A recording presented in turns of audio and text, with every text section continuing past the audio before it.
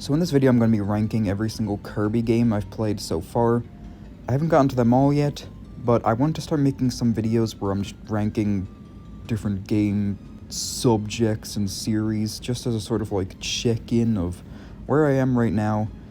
And obviously I haven't played like every single video game, so this is really just to say, these are my opinions right now. Maybe they'll change in the future when I try out the rest of the series, or hear what other people have to say, maybe change my mind about something. I also just want to put my opinion out there, I guess. I played like 14 of the games, but 3 of those are those 2 garbage, like, fighting things. I think Fighters 2 and Kirby Clash Deluxe or whatever they are. They're literally just like the same exact thing, and they are both terrible, so I didn't even want to include that on the list. And I also tried Tilt and Tumble, but it didn't really do anything for me, so I kind of just stopped. So realistically, you could just say that those are at like the bottom, maybe. But anyway, there's 11 that I actually did rank. So at the actual bottom, I guess you could also just group this in with those other spin-offs I mentioned, because this is also a spin-off. It's Kirby's Dream Course. And I've seen people say good stuff about this game. I feel like I've seen it in like a top best SNES games list. I've tried it by myself, and I've even tried it with 2 players, and both ways it was just horrible. When I did it with another person, neither of us enjoyed it. It was really just not a good experience, honestly. I don't know why some people like it so much, but as a spin-off, I can't really say too much about it, so yeah. Anyway, at number 10, we have Kirby's Dream Land, like the original Kirby game. Now, sometimes people will be like, oh yeah, this is the original one, therefore I'm going to put it high on the list just because I have to give it pity points for starting a series, and it's iconic. But I mean, I understand maybe if you have like nostalgia for it, but just to put something higher on the list just because it's the first one and no other reason, I think that's kind of dumb, and I can't do that. Dreamland, it's literally doesn't have copy abilities. Kirby's Adventure introduced that, so a Kirby game without copy abilities, even as the first one, I mean, is it even like a Kirby game, and you can beat it in like 10 minutes, so. Anyway, at number 9, we have Dreamland 2, and now this is actually like a good basis. It's actually very polished compared to Dreamland. It has the animal buddies and everything, and copy abilities. This is just mainly that it's on the Game Boy. I hate to say it, but like, Game Boy games are just horrible experiences, mainly because they look so bad, and they sound so bad, and they control very stiffly most of the time. Like, I'm a big fan of retro gaming, but when I say that, I'm mainly referring to, like, 5th generation, not 3rd gen 8-bit type of stuff. So anyway, Dreamland 2 does its best, I guess. Next up, we've got Kirby's Adventure, and I honestly, this is probably the first one on the list I actually like. This is really, like, the first actual Kirby game, because it's the one that introduced copy abilities, and it, you know, still 8-bit and very outdated graphics and such, but I actually like this one, and honestly, this is one of the only NES games I even think is remotely worth giving a try. Hate to say it. And also, I almost want to say I like this more than what I have next on the list, which is Kirby Superstar, and that might be a little slanderous take, because I feel like this is most people's number 1. I really didn't, like, get anything out of this one. I don't really know why people like it so much. Is it just because there's multiple different sub-games? I don't really know. I really can't say anything, like, special about it, because it really just didn't stick with me in any way. It didn't really do anything for me. So honestly, even though it's a lot more good looking and sounding and polished than Adventure, I maybe would even swap them here. Next up, we've got Kirby Squeak Squad, and this is literally like the dead center of the list. And what's funny about this is that this is the first Kirby game I ever had and ever played. And for a while I thought like, wow, this is awesome, this is a really good game. But I went years without actually getting another Kirby experience. It wasn't until I think like 2018, when Star Allies came out, I finally got another Kirby game. And since then, obviously, since I'm making this list, I've played many other Kirby games, and a lot of them I've realized are a lot better than Squeak Squad. I still like Squeak Squad. It's just that, I mean, you'll see a lot of people say this is the one that really just doesn't do anything. It definitely isn't helped by the fact that it literally uses like the same exact graphics as the Game Boy Advance games, so realistically it could have, this probably could have been like 2.5D or even 3D on the DS, but they just kept it really pixelated. I mean, it still looks good, it's just that like, this one almost feels a little lazy in retrospective. I still like it though, and I've got some nostalgia for it, so here it is. Anyway, then we've got Return to Dreamland. This one was honestly a bit of a pleasant surprise for me. I really did like this one. I would definitely like it more though. I just feel like its main gimmick of like the going into whatever you call that, like the doomer dimension, where you're getting chased and everything's black and white, and also like the super copy abilities or whatever they are, they kind of overstay their welcome. Like, it feels like almost every single level you're just doing that same exact thing where you're running in the grayscale area and then fighting a sphere doomer. This is just a very unique and polished Kirby experience. And that was number 5, so we are obviously in to the top 5 now. But moving on to number 4, we have Forgotten Land.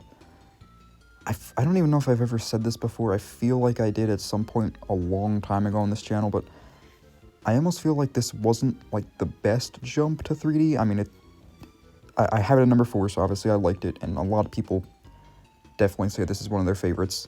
I don't know, some part of me just thinks that, like, or not even thinks, just know, if they keep going 3D of Kirby, Forgotten Land was really just like, since it was their, really like the first time Kirby had an actual 3D game, it's just gonna serve as a groundwork and foundation to make something even better the next time they make one. And that's honestly how I felt sometimes playing it. I'm like, okay, yeah, this is 3D Kirby, but I know it could be better, but I guess it's just gonna take time. And I don't really know what I'm saying. I mean, it really just comes down to the fact that there are still Kirby games I like more than this one. And really, for the most part, at least as of now, a large majority of Kirby has been as a 2D platformer, so it's just like, I'm also biased towards the 2D ones because that's how Kirby started, and that's pretty much what Kirby is. Anyway, I was trying really hard not to, like, offend any big Forgotten Land fans there. That's why I kind of dragged on so long there, but yeah, I mean, I'm not saying I don't like the game, I do. Anyway, at number 3, fittingly, we have Kirby's Dream Land 3, which, just like Adventure, is honestly probably one of the only games I'd even recommend to anyone from the console it's from, and that's probably the worst thing I've said so far, because I'm pretty sure a lot of people say, like, the SNES is the best console ever, and there's so many good games on it. I tried so many of the things on, like, the Nintendo Switch Online service, and this is really one of the only ones that stuck out to me. Like, even if it is 16-bit stuff and it actually looks good and sounds good compared to the NES, so many SNES games just feel so stiff and janky still, and just not a fan of a lot of them, but Kirby's Dream Land 3 definitely am. And as a Kirby game too, obviously, because it's in my top 3 on this list here, I'm a really big fan of this one. I mean, it's practically Dreamland 2, but actually good, because there's colors, it looks good, it sounds good, it plays good, it's on a console, it's bigger, there's more stuff. And one of my favorite things about it, I mean, it's got one of my favorite gimmicks of any Kirby game being the animal buddies and combining copy abilities of them, especially Pitch. I mean, Pitch is one of the greatest things to happen to the Kirby series. Literally every single copy ability combo in Kirby's Dream Land 3, Pitch probably has the best result. Don't know why I felt the need to say that, I just like Pitch. And I like the game. I mean, even if it came out in 1997 after the N64, and at that time, you know, everyone was like, oh, everything needs to be 3D. I mean, this was brave of them to put a game like this out, but I'm honestly glad they did, because I really like this one. And honestly, I think it's like drawn art style with the pixel art, whatever you would call that. It honestly helped it age better than some other pixelated games at the time, because they actually like look pixelated. This almost kind of looks like an animation, sort of like Yoshi's Island. But anyway, at number 2, and this is kind of fitting as well, because this is the second Kirby game I ever played, it's Kirby Star Allies. And for a long time, I was like, yeah, this is probably better than Squeak Squad, and then for a while it was just like, yeah, this is probably the best Kirby game ever, and it's never going to be beaten. Which is funny, because I guess I just have really bad opinions, because if I'm not mistaken, a lot of people either just like don't like this game, or they're just like, yeah, it's just like, this one exists, doesn't do anything, just like Squeak Squad.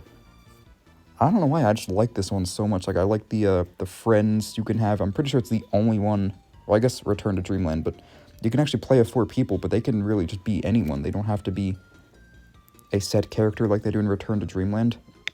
And honestly, aside from the fact that it was a jump to 3D, which I guess is just, like, objectively better, maybe, I almost want to say Forgotten Land was a downgrade in many ways from Star Allies, which I've definitely mentioned that at some point a long time ago on this channel, but, like, mainly just for the fact that in Forgotten Land, you can only play with 2 people, and the other person has to be Waddle Dee. In this, the other 3 people can be, like, literally any enemy, and even some bosses and stuff. I mean, you can have a whole bunch of past characters from other games with you. And also the Void Termina boss fight is probably one of my favorite video game boss fights of all time, so that gives this game a big boost as well. I'm just a big fan of this one. But obviously that was number 2, and I did say it was probably my favorite Kirby game for as long as I had it.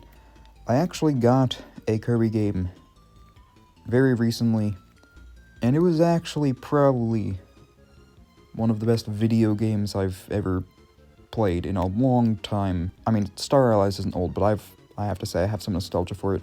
I didn't want to like this more than it, but I was like, yeah, no, I can't say Star Allies is better than this. This is probably, like, new best Kirby game for me, and this is the one that won't be dethroned. And I'm talking about Kirby 64. And this is one I don't even think I hear too many people talking about, or at least that it's, like, the best one ever, but I honestly think so.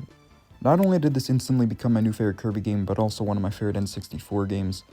I don't even know what it was. I think it's that I played Dreamland 3 first, and I liked it, and I liked what it was doing, and that became one of my favorites, but then playing 64, I mean, Kirby 64 almost kind of feels like Dreamland 4, or like Dreamland 3.5. But in this game, instead of having the copy ability combos of the animal buddies, you have even more opportunities because you can literally fuse copy abilities with copy abilities, and that's probably just, like, my favorite gimmick in a Kirby game. Some of the fusions you can get are just so, like, creative and cool and or funny and stuff, and it really makes the game feel unique, because even though you only have, like, 7 actual copy abilities, you can combine them into so many different things, so it makes, like, there's so many more actual power-ups than there are. I just don't really know what to say. I just really had a good time playing this game, and I guess that's all that really matters. And I just like it the most. And this is just a little anecdote I'm gonna point out. Honestly, it sounds kind of, like, dumb, but I'm not even kidding when I say this. When I played the factory level in Shiverstar, going in knowing, like, the apparent lore behind that world of the game, it being, like, a post-apocalyptic Earth, playing Shiverstar with, like, the factory music playing and everything, I actually got chills, which I honestly think was probably the only time in my life I've ever gotten chills from a video game, and of all things, it was a Kirby game, and I don't even know why it happened. It just... Kirby 64, even though I literally just played it, it actually, like, resonated with me so much, and I liked it so much. I could keep talking, but I won't. I mean, I've gotten the point across. It's my favorite Kirby game, and it's probably going to stay that way forever. I don't know what other people think. You're definitely not changing my mind on this one, and if you haven't tried it, try it out. Yeah, I mean, you might not even like it. I just have a really big fascination of N64 games in general, but yeah. Anyway, I also plan to do some rankings on, like, Mario games and other series, and also just, like, console game rankings, but... For now, this is just Kirby games, and if you like this, consider liking, commenting, and subscribing, and thanks for watching.